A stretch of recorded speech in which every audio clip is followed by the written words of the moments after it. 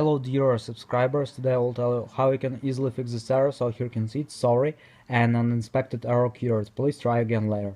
So how you can fix it? So mostly you just need to try to close your Facebook app and just open it again.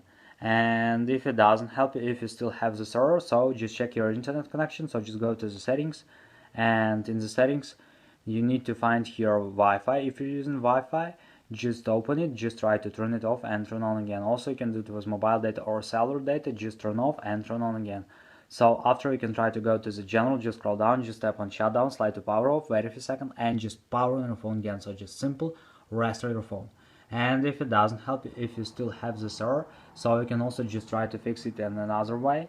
So just go to App Store, just go to search tab, in search tab just write Facebook, and if you see here not open but update, just tap on update and wait until it will successfully install the latest updates for your Facebook app. So thanks for watching, have a nice day, subscribe to my channel, click like, and goodbye.